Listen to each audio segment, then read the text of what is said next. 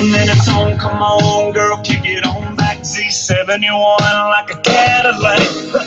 We go way out where there ain't nobody.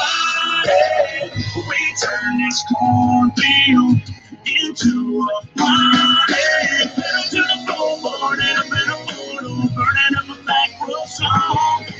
Walking and we cry out, baby, watch you step now, better hang your boots on. Keep the dust up.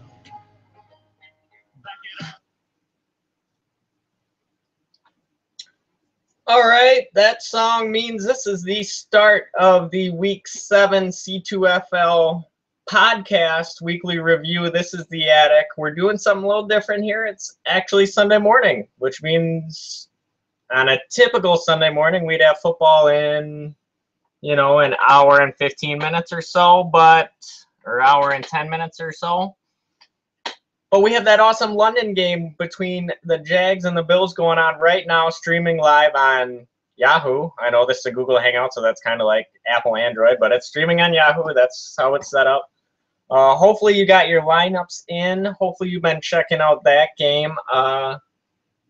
Little notes from that game. It's a positive that we are in an IDP league, because I'd hate for somebody to wake up and realize they're playing against the Jacksonville defense and just getting crushed. And it's 10 o'clock in the morning. But anyway, I apologize for missing last week's podcast. And this week's podcast didn't seem to have a whole lot of people available to be a guest. So I'm just going to kind of roll through this. Looks like we have another guest. Harp, we're doing a podcast. I know you've been so good. So let's just get right into it. We'll kind of feature a couple of weeks here. Come here.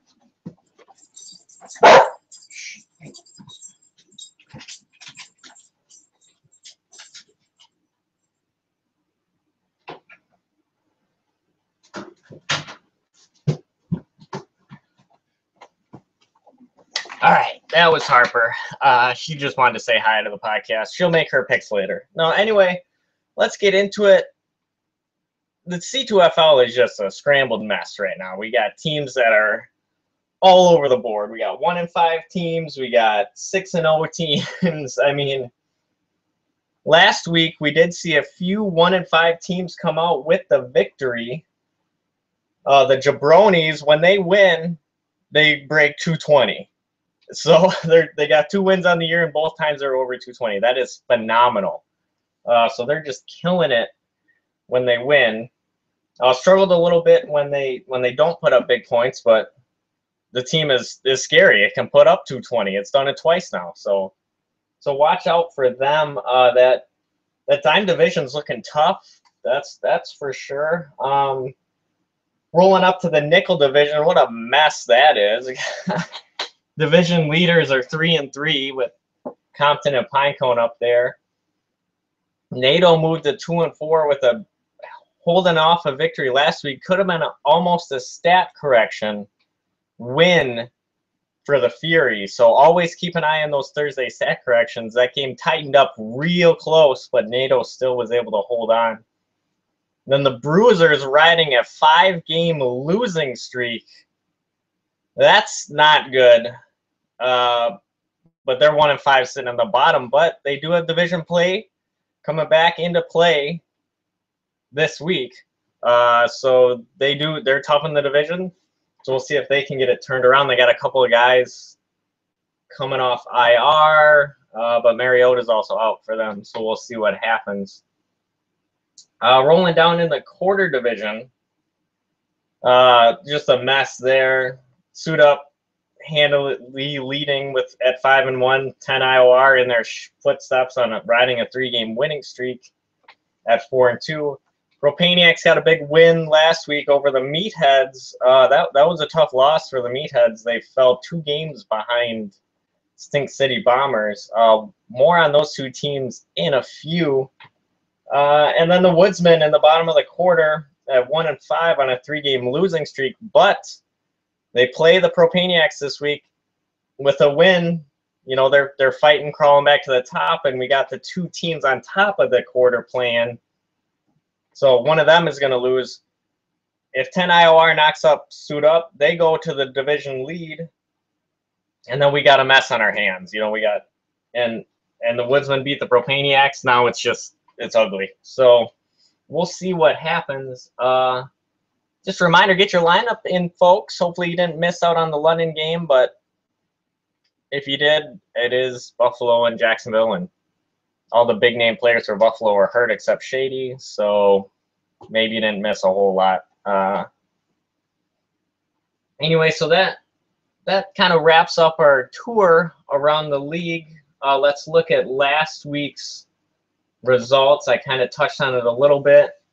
We'll actually review Derek's picks from 2 weeks ago while we go through the weekly results, and then we'll get right in the breakdown of the game of the week, and then we'll get ready for football. So NATO Nation over Suit Up. That ended up being a 0.4. Did I say Fury earlier? I meant he played him 2 weeks ago, whatever. It's Sunday morning. Drink your coffee, folks. Get into it, get going this morning. Yeah, what I meant, NATO Nation over Suit Up got to be real close. 0.4 points, so always check those stat corrections. Which Derek picked. Oh, I got to go 2 weeks back for Derek's picks. So I'll do this recap, and then we'll recap Derek's picks. 10 IOR crushing Compton pretty handily. The Woodsmen losing to Stink City, who always puts up points and is undefeated.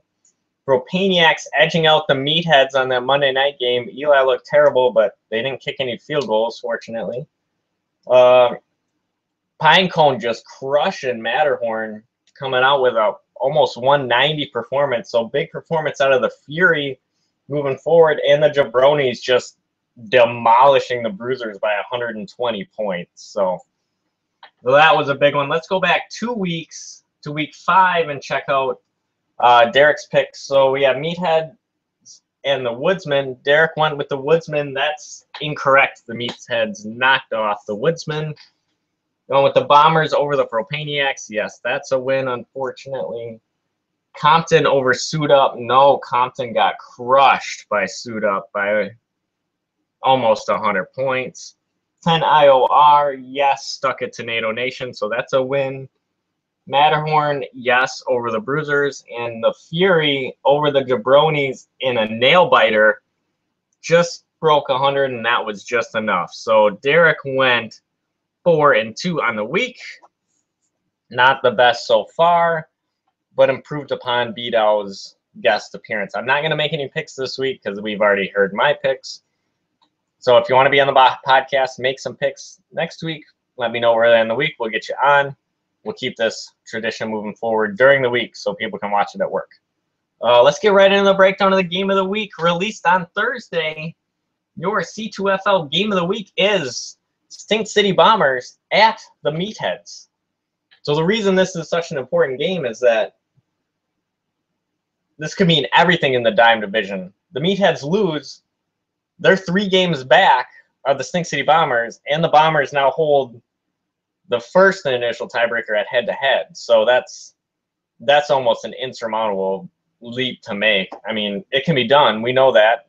Teams get hot, but the Meatheads really need to, after taking a tough loss to a not very good Propaniacs team, the Meatheads really need to step it up this week against the best team in the league so far in the Stink City Bombers. So let's get right into the breakdown of that matchup. Probably due to some London games and the Thursday night game. So currently, the Bombers hold a 31.2 to 11.5 lead over the Meatheads. The Meatheads have had Carlos Hyde go and have Paz going right now. And Stink City had Marshawn on Thursday and also had Navarro Bowman on Thursday. And they have Preston Brown going right now. So a few players going. So let's break it down.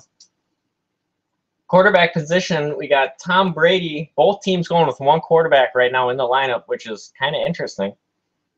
Bye weeks must be a factor. Stink City, we got Tom Brady versus Phillip Rivers for the Meatheads. Now, Brady is going up against the Jets, who have been kind of stout, but It is the Patriots. And we got Rivers against the Raiders. Now, Rivers lit up the Packers last week in a loss, but I don't know if he's going over 500 yards this week, but we'll see. The Raiders, that's a good matchup for him. They should be able to score some points.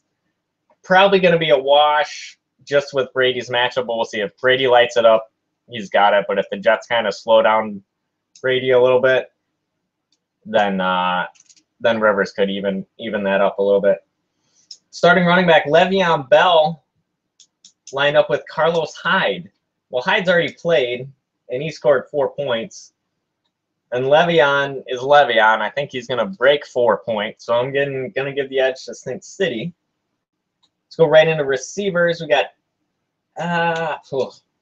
Eric Decker, I guess, against the Patriots. That's a good matchup because they're probably going to have to throw the ball. Against, Meatheads currently have Randall Cobb in there in a bye. Hopefully they get that corrected. We'll skip that. Julian Edelman, who's getting points from Tom Brady. So I'm probably going to have the edge to Edelman there. Although the points kind of wash, so kind of a little bit, but Edelman just racks up the points in a PPR format. So that's a little edge to the Meatheads there. But let's get into the flex. We got Chris Ivory, Marshawn Lynch, Vincent Jackson, and Juice Landry for the Bombers, matched up against Cobb or someone else, hopefully. Steve Smith, Golden Tate, and Heath Miller. So a couple of different strategies here. A lot of running backs on this Bomber side. Lots of receivers on the Meathead side. It is a PPR league. Nobody's really jumping out, although Marshawn Lynch already put up 21.2. So that's a big number to overcome for Steve Smith going up against Patrick Peterson, who's pretty much shut down everybody if he shadows him. So that's an interesting matchup there on Monday night.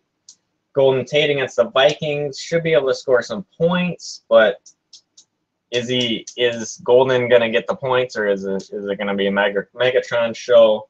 Didn't really do much last week. I'm going to give the overall edge to Stink City just because of the points already on the board. That's going to be tough for the Meatheads to overcome that.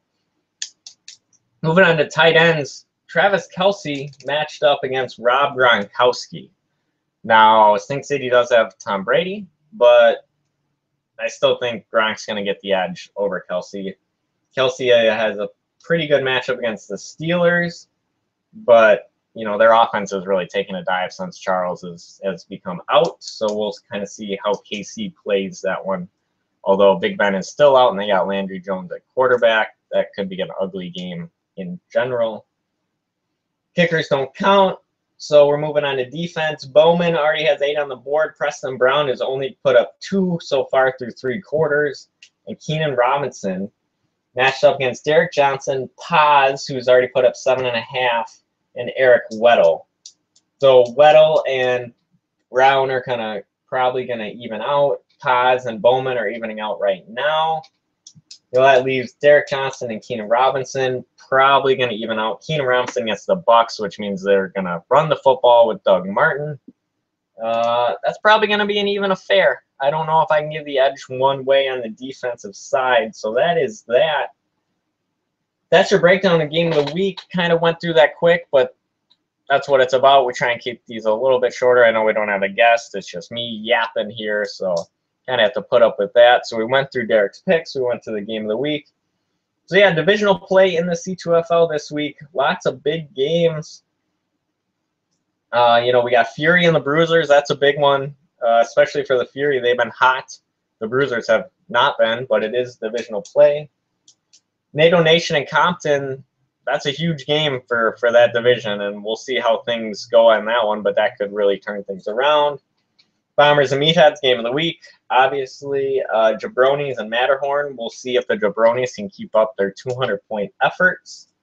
Propaniacs and Woodsman, we'll see what happens. Propaniacs got out to an early lead, but nothing too spectacular. And Suit Up and 10 IOR. So Big division games, always important. Let's see what happens. This is Sunday morning. Does it get any better than this, people? The weather's changing. We got some sunshine. A good Badgers win yesterday with Bart Houston at quarterback. Do a shout out there. But that's all I got. So thanks for tuning in. Good luck this week, except my friend up there in northern Wisconsin for the Woodsman. Hopefully your team struggles a little bit because Propaniacs need to win. All right, that's all I got.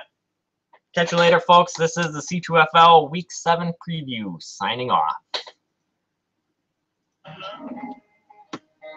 Fill your cup up. Let's tear it up. You kick the dust up.